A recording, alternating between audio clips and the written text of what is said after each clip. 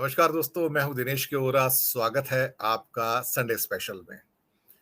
दोस्तों, आज बात करेंगे पढ़ाई लिखाई की, एजुकेशन। भारत का संविधान कहता है कि अगर आप एक क्लर्क बनना चाहते हैं या संविधान के अंतर्गत जो सारे प्रक्रियाएं निश्चित की गई हैं, अगर आप क्लर्क बनना चाहते हैं तो आपका कम से कम हाई स्कूल होना जरूरी है। हर पद के लिए एक योग्यता रखी गई है। अगर आप आईएएस, आईपीएस, आईआरएस ऑफिसर बनना चाहते हैं, सिविल सर्वेंट बनना चाहते हैं, तो आपके लिए ग्रेजुएशन की योग्यता मिनिमम एक यूनिवर्सिटी से होना बहुत आवश्यक है। अगर आप जज बनना चाहते हैं, वकील बनना चाहते हैं, तो उसके लिए लॉ की डिग्री आवश्यक है। कई विशेष पदों के लिए इंजीनियरिंग की डिग्री चाहिए या मेडिकल की डिग्री चाहिए, डेंटिस्ट की डिग्री चाहिए। तो अलग अलग डोमेन क्षेत्रों में देखा जाएंगे तो आपको हर चीज के लिए डिग्री चाहिए। लेकिन जब संविधान सभा में इस बात की बहस हुई कि भारत में जब कर्णधार चुने जाएंगे, यानी कि वो लोग जो सत्ताधीश होंगे, उनकी क्वालिफिकेशन क्या होनी चाहिए, इस पर बात हुई है, मैं आपको बताऊं। और बाद में कहा गया कि अगर हम पढ़े लिखों को, जबकि उस टाइम हमारा लिटरेसी रेट इतना डाउन था कि वो कहते फिर तो 80% जनता ही बाहर हो जाएगी। ये जो हमारा डेमोक्रेसी का जो नृत्य है, डांस ऑफ डेमोक्रेसी, इसके प्रोसेस से 80% जनता बाहर कर दोगे तो फिर ये तो अनुचित होगा।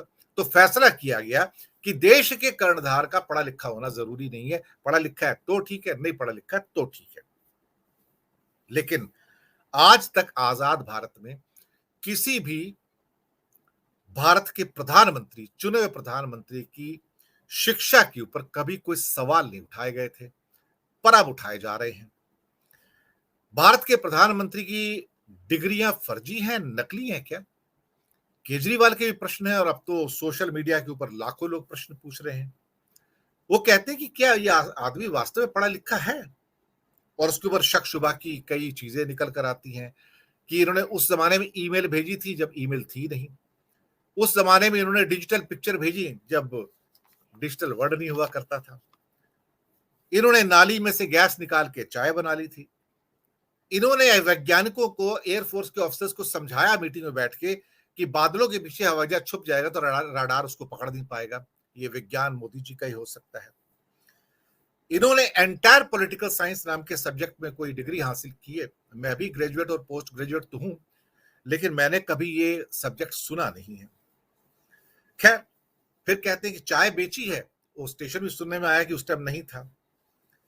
अब क्या मोदी जी वास्तव में सत्य बोलते हैं? दूसरी बात, जब आप एफिडेविट देते हैं चुनाव के वक्त में कि कितने पढ़े लिखे हैं, और अगर आप उसके अंदर असत्य बोलते हैं या वो जानकारियां जो असत्य के ऊपर आधारित हो, तो उसके आधार पर आपका पद जाना भी जायज है। आपका पद चला जाएगा, क्योंकि फिर ये एक फर्जीवाड़े के अंदर इंक्लूड हो जाता है, जिसको अंग्रेजी में आप फ्रॉडुलेंट एक्टिविटी कहते हैं। कई बार ऐसा लगता है कि उन्हें नेहरू जी से बड़ा परहेज है, शायद इसलिए कि नेहरू जी बहुत पढ़े लिखे थे और नेहरू जी ने डिस्कवरी ऑफ इंडिया भी लिखी और भी किताबें लिखी हैं। तो हो सकता है कि एक इन्फिनिटी कॉम्प्लेक्स हो कि मैं इतना पढ़ा लिखा नहीं हूं, इसलिए अपने आप को सुपीरियर दिखाने के लिए नेहरू को हमेशा डाउनग्रेड करते हैं। अपनी एक किताब भी निकाली उन्होंने, हालांकि पता नहीं कितने पढ़े लिखे हैं, तो मुझे भी नहीं पता, मैं उस पर कमेंट नहीं करना चाहूंगा कि वो परीक्षा कैसे पास करें, और पता नहीं वो कितनी करोड़ों में बिक गई साहब, क्या कहा जाए। अपनी मन की बात में परीक्षा के ऊपर, परीक्षा पर चर्चा करते करते जो लोकसभा के अंदर जवाब दिया गया कि 28 करोड़ से ज्यादा रुपए इन्होंने स्पेंड किए सिर्फ उस एक प्रोग्राम के लिए। मुझे नहीं समझ आता कि रेडियो पर एक प्रसारण के लिए 28 करोड़ क्यों खर्च होते हैं, जब सारा सेटअप इंडिया में बना हुआ है। एक और भी बुक आई थी उनकी, कुछ कर्मयोग, सुना है बाद में कंट्रोवर्सी हुई तो वापस ले ली गई थी। बहुत कुछ है उनके, कुछ एफिडेविट पहले उनकी शादी को लेकर भी है, पर उनका व्यक्तिगत मामला है। अब वो साथ में रहते हैं नहीं रहते हैं, वो उनका, हम उस पर टिप्पणी नहीं करना चाहेंगे, लेकिन वो भी पब्लिक डोमेन के अंदर आता रहता है। दूसरी बात, हमेशा इन्होंने पढ़े लिखों का मजाक बनाया है, उपहास किया है। हार्वर्ड का हमेशा से मजाक बनाते हैं और हार्ड वर्क को तरजीह देते हैं। जो हार्ड वर्क को तरजीह देने वाले लोग होते हैं, मेरी नजर में, वो कभी हार्वर्ड का मजाक नहीं बनाते, लेकिन ये मजाक बनाते हैं क्योंकि इनको अनपढ़ भारत चाहिए पूरा का पूरा। इसलिए वो हमेशा दूसरों की पढ़ाई का मजाक बनाते हैं। पढ़ाई का मजाक कौन बनाएगा? जो या तो कम पढ़ा लिखा होगा केजरीवाल की भाषा में, या अनपढ़ होगा। खैर, बहुत सारे प्रश्न हैं। बात नैतिकता की होती है। लोग उम्मीद करते हैं कि भारत का प्रधानमंत्री सच बोलेगा, लेकिन अब सच क्या और झूठ क्या, बातें आपके सामने हैं।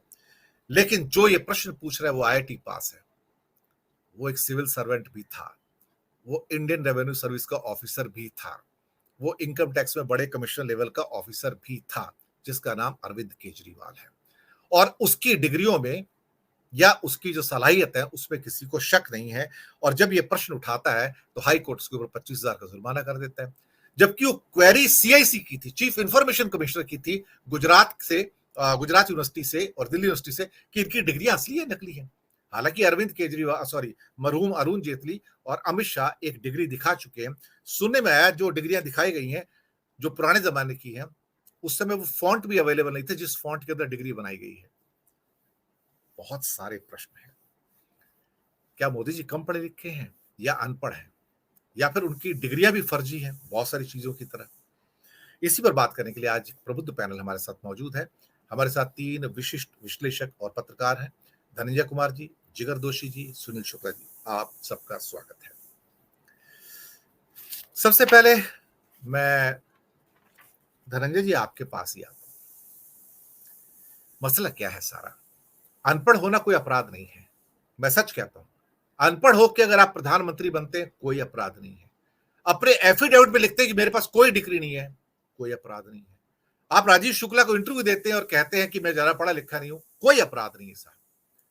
लेकिन फिर उसके बाद ये क्यों बताया जा रहा है कि मेरे पास ये सारी डिग्रियां हैं जिनके ऊपर सवाल उठाए जा रहे हैं? क्या अपने आप को आप इंफिनिटी कॉम्प्लेक्स के ऊपर उभर कर साबित करना चाहते हैं कि मैं भी एमए पास हूं? ये मसला क्या है? धनंजय जी अनम्यूट कर लीजिएगा। देखिए, अनपढ़ होना, अनपढ़ से मतलब जो तात्पर्य निकल रहा है उसको मैं थोड़ा सा और विश्लेषित करूं। अनपढ़ मतलब होता नहीं पढ़ा लिखा होना, अगर शाब्दिक अर्थ करें तो। लेकिन नहीं पढ़ा लिखा मतलब क्या? जिसके पास डिग्री नहीं है उसकी बात कर रहे हैं, या जिसके पास डिग्री तो है लेकिन समाज को उसने जाना नहीं, अपने पास पड़ोस के जो रिश्तेदार हैं, अपने भाई बहन हैं, उनकी भावनाओं को समझा नहीं, पढ़ा नहीं, उनकी बात कर रहे हैं। अनपढ़ होने का मैं वो उनको मानता हूँ जिससे समाज तो मानता है कि अनपढ़ होने का, आज मोदी जी पर जिस तरह का आरोप लग रहा है, उनके पास डिग्री नहीं है, बड़ी डिग्री, जो जिन डिग्रियों की बात कर रहे हैं। और ये समाज अनपढ़ होना अपराध मानता भी नहीं है। वो तो केजरीवाल भी कह रहे हैं कि अनपढ़ होना कोई बुरी बात नहीं है, नहीं पढ़ पाए, नहीं संसाधन मिले, नहीं उस समय स्थिति थी हमारे। मैं अभी भी देखता हूँ राइट टू एजुकेशन आ चुका है देश में, कानून बन चुका है, लेकिन मेरा गांव विकसित गांव है, मतलब समझिए कस्बा है। मैं वहां देखता हूँ 20% आबादी अब भी नहीं पढ़ रही है, बच्चे नहीं पढ़ रहे हैं। ऐसा भी नहीं है कि उनके पढ़ने के माध्यम नहीं, हमारे गांव में आंगनबाड़ी से लेकर के +2 तक है, समझ लीजिए। और बालिका विद्यालय, फलाना विद्यालय, ढेकाना विद्यालय, प्राइवेट विद्यालय, जितने तरीके के विद्यालय की परिकल्पना कर सकते हैं सारे विद्यालय हमारे गांव में। फिर भी 20% बच्चे नहीं पढ़ते हैं। तो बच्चे क्यों नहीं पढ़ते हैं वो अलग विषय है, विषयांतर हो जाऊंगा, उस पर कभी हम बात करेंगे। वैसे 27% आबादी के हिसाब से हमारा भारत अनपढ़ है, जो लिटरेसी का रेट होता है वो भी मैं ऐड कर देता हूँ। हाँ, नहीं उसको तो साक्षर इस देश में किसी और तरह से देखिए कि पढ़े लिखे होने का मतलब मानता है आपको अगर अपना नाम लिखना आता है तो आप साक्षर हो गए, पढ़े लिखे में गिनती हो गई आप। अगर उस लेवल पे आइएगा तो डेटा के आधार पे कि जिसको अपना नाम लिखने आता है उसको साक्षर कहते हैं। मैं गांव में था, उसमें प्रौढ़ शिक्षा अभियान शुरू हुआ था कि जो बूढ़े जो पढ़ाई नहीं कर सके और वो आइए, और रात्रि पाठशाला चलती थी और वहां आकर के पढ़ते थे, अपना नाम लिखना जानते थे। लेकिन मैं उसको पढ़ाई नहीं मानता। डिग्रियों को बड़ा मूल है हमारे समाज में, नौकरी उसी पे दी जाती है। और डिग्रियों पे खाली बेचारे अगर मोदी जी को ब्लेम कर रहे हैं तो गड़बड़ है। हमारे देश में रोज डिग्रियों, नकली डिग्रियों वाली नौकरी कर रहे हैं, वो पकड़े जाते हैं। बिहार में तो बहुत टीचर पकड़े गए हैं जो नकली डिग्री थी, किसी और की डिग्री, जिगर भाई की डिग्री देकर के धनंजय कुमार नौकरी कर रहे हैं। हद तो ये हो गई कि जिगर भाई की डिग्री पे 15 लोग नौकरी कर रहे हैं और जिगर भाई इस दुनिया में नहीं है। भगवान करे ऐसा ना हो, लेकिन ऐसा मतलब एक उदाहरण के तौर पर बोल रहा हूँ कि फलाना जिंदा भी नहीं है और उसकी डिग्री पे 9, 10, 15 लोग नौकरी कर रहे हैं। हालात ये, अब इसको समझिए। तो डिग्री का तो ये जाल है। और मैं मानता हूं कि डिग्री होना एक जो नौकरी वाली प्रथा है उसके लिए सही है, लेकिन जीवन जीने के लिए कोई ज़रूरी नहीं आपके पास डिग्री हो। जीवन में सब, जिससे मैं अक्सर बोलता हूँ कि कबीर दास के पास कोई डिग्री नहीं थे, बहुत पढ़े लिखे भी नहीं थे, लेकिन कबीर दास पे पीएचडी करके विद्वान बने घूम रहे हैं ढेर सारे लोग अब तक। और 500 साल पहले जो उन्होंने लिखा है वो आज भी उसको कोई खारिज नहीं कर पाया, 400-500 साल पहले उन्होंने लिखा। और पूरा हमारा हिंदी साहित्य का भक्ति आंदोलन देखिए या भारत का भक्ति आंदोलन देखिए, तो वो जो लोग थे वो कोई डिग्री होल्डर नहीं थे, अमेरिका से पढ़ के या लंदन से हार्वर्ड यूनिवर्सिटी या फलाने यूनिवर्सिटी से पढ़ के नहीं आए थे, जैसा कि मोदी कहते हैं, लेकिन हार्ड वर्क करते थे। हार्ड वर्क क्या करते थे वो, तो वो लोगों को समझते थे, उनकी भावनाओं को पढ़ते थे, उनकी जिंदगी पढ़ते थे, आसपास के समाज को देखते थे, अन्याय के खिलाफ बोलते थे, जो हमारे समाज में विसंगतियां थी उस पर प्रहार करते थे। चाहे वो कबीर दास की बात करें या और ढेर सारे लोग हुए उनकी बात करें, तो वो लोग हमारे समाज की जो विसंगतियां हैं उस पर प्रहार करते थे। आज तो अगर धर्म के बारे में एक लाइन लिखिए, आप विसंगतियों पे बात कीजिए, कुसंस्कृति पे बात कीजिए, तो आपको माँ बहन की गाली दी जाएगी। और वो टपोरी लड़के जो आजकल, मैं अभी लिख रहा था कि धार्मिक जुलूसों को बंद किया जाना चाहिए इस देश में, क्योंकि धार्मिक जुलूस जो है पाखंड और गुंडागर्दी प्रदर्शित करने के अलावा कुछ नहीं करता है। अभी देखिए बिहार में दंगा हुआ पड़ा है, अमित शाह जी फिर भी वहां गए हैं नवादा अपना रैली करने के लिए। तो इस देश का गृह मंत्री जो है वो दंगा हो चाहे जो हो जाए रैलियां करने के लिए ये है। और धर्म जो भक्ति आंदोलन आप देखिए उसमें ज्यादातर लोगों ने धर्म को लेकर के लिखा, लेकिन धर्म को लेकर के किसी दूसरे धर्म को नीचा नहीं दिखाया, धर्म के नाम पर संप्रदायवाद नहीं किया, बल्कि सारे धर्मों में जो विकृति थी, जो गड़बड़ थी, उसको उस पर प्रहार किया, उस पर चोट किया और कहा कि ये बड़ा गड़बड़ है। मुझे एक किस्सा याद आता है, मैं सुना करके आगे चलूं, कि जो है रामानंद जी के शिष्य थे कबीर, तो कबीर को एक दिन कहा रामानंद जी ने कि भाई जरा दूध ले आओ, उसकी खीर बनेगी और अपने पितरों को श्राद्ध अर्पित करेंगे।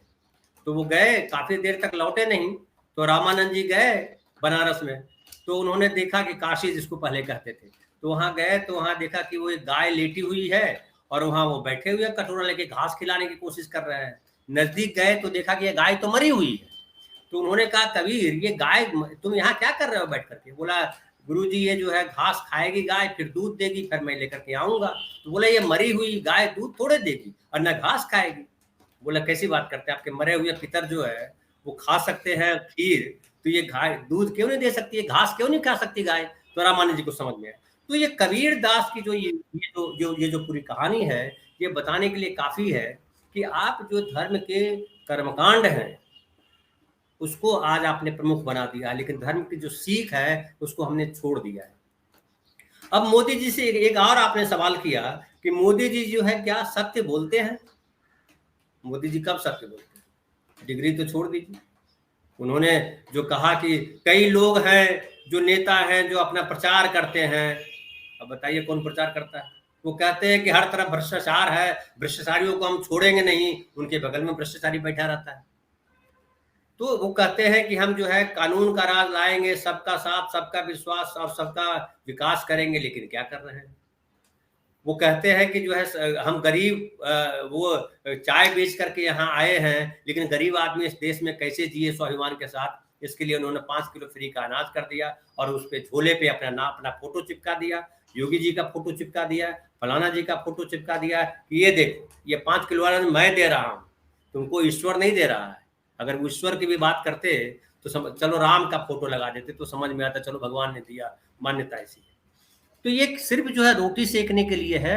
और जो ये जो केजरीवाल जो सवाल खड़ा कर रहा है, उस सवाल को खड़ा किया जाना इसलिए जरूरी है कि झूठ बोलने वालों का पर्दाफाश जरूरी है। झूठ बोल करके जो सत्ता में आए, एक देखिए राजनीति में एक होती है वादा खिलाफी। अब समझिए गरीबी हटाओ आंदोलन को ही पकड़िए कि गरीबी हटाओ का नारा कब दिया गया था, लेकिन क्या गरीबी हटी? हमारे देश में जब लोकतंत्र लागू हुआ तो सबको समान अधिकार दिया गया, लेकिन क्या हम इस देश में सबके समान अधिकार देख पा रहे हैं? प्रिविलेज्ड है ढेर सारे लोग, प्रिवी पर्स भले खत्म हो गया लेकिन प्रिविलेज्ड लोग नहीं खत्म हुए हैं। तो जब तक प्रिविलेज्ड लोग नहीं खत्म होंगे, जब तक सब आदमी, या तो सब प्रिविलेज्ड कर दीजिए, सबको विशेष का दर्जा दीजिए, लेकिन वो विशेष का दर्जा नहीं है। आम आदमी यहाँ जो है वो जानवर से भी बदतर है। और ऐसी परिस्थिति में वो इस तरह की चीजें करे जो चीजें, देखिए कानून का निर्माण क्यों किया गया? कानून का निर्माण किया गया क्योंकि हमारा समाज तर्क संगत हो, सवालों के सही जवाब मिल सके। तर्क, बिना तर्क के कानून नहीं है। लेकिन मोदी जी उस तर्क के कानून को, या जो कहिए कानून का राज है, उसको भी धता बता करके व्यक्तिवाद चला रहे हैं। वो कह रहे हैं जो मैं कह रहा हूं वही सही है, चाहे धर्म के नाम पर करे, चाहे देश के नाम पर करे।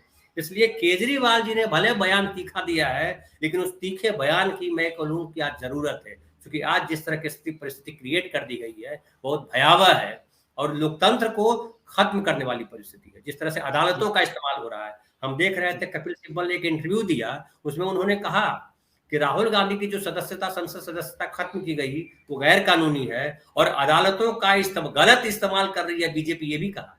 तो आप बताइए, आपने धर्म का इस्तेमाल किया, आपने देश का इस्तेमाल किया, आपने तमाम सत्ता का इस्तेमाल किया, अब आप कानून का भी इस्तेमाल कर रहे हैं देश की व्यवस्था को बिगाड़ने के लिए। ये बड़े दुर्भाग्य की बात है। ऐसे में केजरीवाल के बयान को मैं गलत नहीं मानता। जी, बहुत अच्छी बात की।